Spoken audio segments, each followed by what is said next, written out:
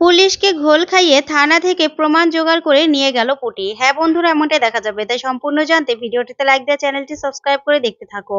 গল্পের শুরুতেই দেখা যাবে পর্ণা অফিসারকে বলছে, আচ্ছা আপনারা এই কেসের বিরুদ্ধে কি কি স্টেপ নিয়েছেন আমরা একটু শুনি। এখনো পর্যন্ত আপনারা কে অ্যাক্সিডেন্ট করেছে, কোন গাড়ি ছিল, কে ছিল সেটা কিছুই বের করতে পারেননি। তাহলে আপনারা কি ইনভেস্টিগেশন করছেন বলুন, কি আগাচ্ছেন? তখনই এই কথাতে পুলিশ ঘাবড়ে যায়। ওইদিকে ঈশা, তারপরেই ও সুকুমার হালদার আর আকাশ ভৌমিক ওরা দেখে পুরো অবাক হয়ে তাকিয়ে থাকে। তারপরে দেখা যাবে অফিসার বলতে থাকে, শুনুন, ইনভেস্টিগেশনটা কি আপনাদের থেকে শিখবো নাকি? তখন পর্ণা বলে, না, আপনারা আমার থেকে কেন শিখবেন? কিন্তু আমরা যখন আপনাদের দিকে আঙুল তুলেছি তখন আপনাদের খুব খারাপ লাগছে। এখন লাইভ নিউজের পিছনে পড়ে গেছেন, কিন্তু নিজেরা ঠিকঠাক মতো কোনো কাজই করতে পারছেন না। এভাবে দুইটা তরতাজা জীবন শেষ হয়ে গেল। কিন্তু আপনারা কি করেছেন তার বিরুদ্ধে? কিছু করতে পেরেছেন? তখন অফিসার বলে, শুনুন, আপনার থেকে এত কথা শুনতে পারবো না। আর আপনাদের লাইভ নিউজের কিন্তু সমস্যা হয়ে যাবে। তখনই পর্ণা বলতে থাকে, ও লাইভে এসে আমাদেরকে থ্রেট করছেন তাই না? কাজের কাজ কিছুই করছেন না, অথচ প্রেস কনফারেন্স ডেকে তারপরে আমাদের লাইভ নিউজের সম্পর্কে এরকম ভাবে কথা বলছেন, আমাদের পিছু লেগেছেন। তাতে কি হয়েছে? কিছু করতে পারবেন? কিচ্ছু করতে পারবেন না, কারণ আপনারা কোনো কাজই করেননি। তখনই অফিসার রেগে যায় আর বলতে থাকে, আপনাদের এত বড় সাহস! আপনারা কিন্তু ঠিক কাজ করলেন না ম্যাডাম, আমাদের পিছনে লেগে ঠিক কাজ করলেন না। এই প্রেস কনফারেন্স এখনই বন্ধ। এই বলে অফিসার বলতে থাকে, 5 মিনিট সময় দিলাম, এখান থেকে সবাই বের হও। তারপরে দেখা যাবে সব রিপোর্টাররা বেরিয়ে যায়। ওইদিকে ঈশা এসিপি স্যারকে বলতে থাকে, দেখেছেন স্যার, আলোক পড়া কিন্তু খুবই সাংঘাতিক, তাই ওকে দমানো যাবে না। ও কিন্তু ওর মতো করে ইনভেস্টিগেশন করবেই। আচ্ছা, এই লাইভ নিউজের মেন ব্রাঞ্চটা কোথায়, মুম্বাইতে না? তখনই এসিপি স্যার বলতে থাকে, হ্যাঁ। তখন ঈশা সেই টেকনিকটাই খাটায়। আর ওইদিকে দেখা যাবে সব সাংবাদিকরা চলে গেলে পর্ণারাও যাওয়ার আগেই অফিসার বলতে থাকে, দেখুন ম্যাডাম, পুলিশের পেছনে লেগে আপনি কিন্তু ভালো কাজ করছেন না। তখন পর্ণা বলতে থাকে, কেন স্যার, ঠেট দিচ্ছেন নাকি? তখন অফিসার বলে, ঠেট করছি না, কিন্তু সাবধান করছি। তখন পর্ণা বলতে থাকে, আপনার মনে নেই আপনি প্রথম দিন আমাদেরকে কি বলেছিলেন? আপনি নিজেই তো বলেছিলেন যে আমাদের মতো যেন আমরা তদন্তটা করে নেই। তাহলে তাহলে কেন এখন ভয় পাচ্ছেন? তখন অফিসার বলে, ভয় পাচ্ছি না। আপনারা তদন্ত করবেন ঠিক আছে, কিন্তু পুলিশের পিছনে কেন লেগেছেন? তখন পর্ণা বলে, আমাদের মতো করে আমরা তদন্ত করছি, কিন্তু আপনারা তো কিছু করছেন না। ঠিক তখনই অভিমন্যু ফোন করে পর্ণাকে, ফোন করে বলতে থাকে, পর্ণা, এখনই অফিসে আসুন। তখন পর্ণা বলে, কেন স্যার, কিছু হয়েছে? তখন পর্ণাকে অভিমন্যু বলতে থাকে, না, একটু দরকার আছে, চলে আসুন। তারপর পর্ণা বলে, আচ্ছা ঠিক আছে স্যার, আসছি। তারপর অফিসে গেলে অভিমন্যু বলতে থাকে, উপরের ব্রাঞ্চ থেকে, সেই মেন ব্রাঞ্চ থেকে ফোন করেছিল, স্যার আমাদেরকে কিছু বলতে চায়। তখন পর্ণা বলে, কেন স্যার, স্যার কি বলবে? এই ভিডিওগুলো কি ড্রপ করতে বলবে? তখন অভিমন্যু বলে, এখনো কিছু বলেনি, এখন আমাদের সাথে কথা বলবে। তারপরে দেখা যাবে লাইভে সরাসরি কথা বলতে থাকে অভিমন্যু। তখন সেই স্যার বলতে থাকে, আচ্ছা অভিমন্যু, তোমরা কি করছো? এই অ্যাক্সিডেন্টের কেসটা নিয়ে কি হচ্ছে? তখন অভিমন্যু বলতে থাকে, স্যার, এই অ্যাক্সিডেন্টের কেসটার খুব তাড়াতাড়ি আমরা কোনো প্রমাণ জোগাড় করে ফেলতে পারবো। আর এই যে আলোকপূর্ণা বসু, উনি একটা প্রমাণ জোগাড়ও করেছে। তখন সেই অফিসার বলতে থাকে, কি বলছো তোমরা? ওই একটা ভিডিও যে 117 নাম্বার পাতা মিসিং, সেটা কি কোনো কিছু খুঁজে পেয়েছো তোমরা? তখন অভিমন্যু বলে, না স্যার, আমরা চেষ্টা করছি। তখন অফিসার বলতে থাকে, শোনো, এরকম ভাবে কোনো কিছু হয় না। আর আমাদের এই মুম্বাই ব্রাঞ্চে কলকাতার হেড অফিস থেকে আমাদের কাছে থ্রেট এসেছে, তাই আমাদেরকে এইটা বন্ধ করতে হবে। তখন অভিমন্যু বলতে থাকে, দেখুন স্যার, এত বড় একটা নিউজ কিছুতে বন্ধ করা যাবে না, বন্ধ করলে তো সমস্যা হবে। তখন অফিসার বলতে থাকে, দেখো অভিমন্যু, তোমার কাছ থেকে কি এটা শিখবো নাকি? এগুলো এখনই সবগুলো ব্রাঞ্চ থেকে বন্ধ করে দাও। তখন পর্ণা বলতে থাকে, স্যার, আমি জানি আপনাদের মাঝখানে আমার কথা বলা উচিত নয়, তারপরেও আমি বলছি, আমরা যত তাড়াতাড়ি সম্ভব এটার প্রুফ বের করে ফেলবো।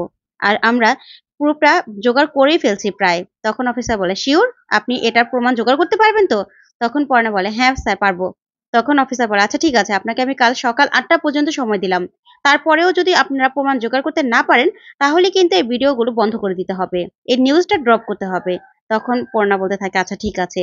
তারপরে অফিসার লাইভ বন্ধ করে দিলেই অভিমন্যু বলতে থাকে, এখন কি হবে পর্ণা? তখন সুরভি বলতে থাকে, ক্যাপ্টেন, এবার আমরা কি করব? তখন অভিমন্যু বলে, কিছু তো একটা করতেই হবে। পর্ণা, পারবেন তো জোগাড় করতে? এখন আমাদের মিশন হবে 107 নাম্বার পাতা খোঁজা। তখন পর্ণা বলে, তাহলে তো আমাদেরকে থানায় ঢুকতে হবে স্যার। তখন পর্ণাদের স্টাফ বলতে থাকে, এটা তো কোনো মতেই আজ সম্ভব নয় আলোকপর্ণা। তখন আলোকপর্ণা বলে, সম্ভব তো করতেই হবে আমাদেরকে। এটা প্রমাণ জোগাড় করতে হলে, বুবাইকে ইনসাফ দিতে হলে, অভিজিতের খুনিকে ধরতে হলে আমাকে তো এটা করতেই হবে। তারপরে বলতে থাকে পর্ণা যে স্যার আমি এটা প্রমাণ জোগাড় করবই। তারপরে দেখা যাবে থানায় যেই মাসি পরিষ্কার করতে যায় সেই মাসিকে ধরে পর্ণারা আর বলতে থাকে মাসি আমাদেরকে সাহায্য করতেই হবে আপনাকে। তখন সেই মাসি বলতে থাকে দেখো গো, অফিসাররা যদি জানতে পারে আমি তোমাদেরকে সাহায্য করেছি আমাকে ধরে নিয়ে যাবে, আমার চাকরিটা যাবে। তখন পর্ণা বলে কিচ্ছু হবে না, আমরা আছি তো সবাই। তখন মাসি বলে সেটা কি করে হবে বলো, আমার পরিবর্তে তোমরা গেলে অফিসাররা তো বুঝে ফেলবে, ধরে ফেলবে, কারণ এখন থানায় আরো কড়াকড়ি হয়েছে। তখন রুচি বলতে থাকে পর্ণা এটা তো উনি ঠিকই বলেছে, আমরা কেউ গেলে সন্দেহ করবে তো, আর বড় ছাড়া কেই বা গিয়ে আনতে পারবে বল। তখন পর্ণা বলে আচ্ছা, বাচ্চা কেউ গেলে সেটা তো সন্দেহ করবে না। তখন সেই মাসি বলে না না, বাচ্চাদের গেলে সন্দেহ করবে কেন, সন্দেহ করবে না। তখন পর্ণা বলে তাহলে বাচ্চা কাউকে পাঠাতে হবে সেই থানার ভিতরের ময়লার বক্স থেকে সব কাগজগুলো কুড়িয়ে আনতে। তখন পুটির কথা মনে পড়ে পর্ণার। আর এদিকে তখন সৃজন বলে তাহলে পর্ণা কে যাবে? তখন পর্ণা বলতে থাকে পুটি যাবে। ওর বুবাই ভাইয়ের জন্য যারা এই অপরাধটা করেছে তাদেরকে ধরতে পুটি এটা করবেই।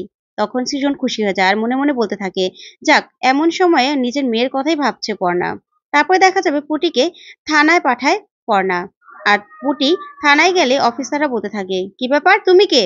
তখন পুটি বলে আমার দিদা অসুস্থ, তাই আমি এসেছি, আজকে থানার কাজ সব আমিই করব। তখন অফিসার বলে তাই নাকি? তারপর অফিসারের সাথে চটাং চটাং করে পুটি কথা বলতে থাকে।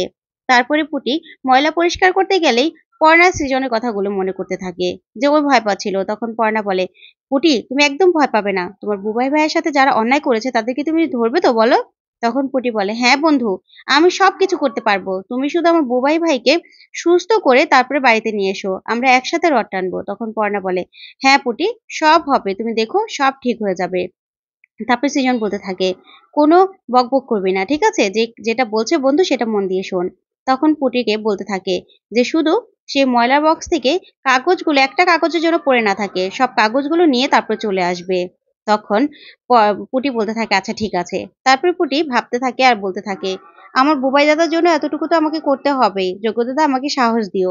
এই বলে পুটি ময়লার বক্সটা ধরতে যাবে, ঠিক তখনই সেই অফিসার চলে আসে। শুভ্রেন্দুকে বলতে থাকে শুভ্রেন্দু কে তুমি, কি করছো এখানে? তখনই পুটি বলতে থাকে মনে মনে আমার তো এই অফিসারকে দেখে বড্ড ভয় লাগছে মা, মা বাবা তোমরা সাহস দিও। তখন পুটি বলে আমি কাজ করতে এসেছি। তখন তোতলাতে থাকলে অফিসার বলে কে তুই তোতলাচ্ছিস কেন? তখন পুটি বলে আমি তো তোতলাই, আমার দিদা অসুস্থ, তাই আমি কাজ করতে এসেছি। তখনই অফিসারকে ফোন করে ঈশা। ঈশা ফোন করে বলতে থাকে সবকিছু ঠিকঠাক আছে তো? তখন অফিসার বলে হ্যাঁ হ্যাঁ ম্যাডাম, সবকিছু ঠিকঠাক আছে, আর তাছাড়া ৮টা পর্যন্ত তো ওই লাইভ নিউজ সময় দিয়ে দিয়েছে, তাই ৮টা পর্যন্ত আমি একদম তৎপর আছি, তারপরে নিশ্চিন্ত।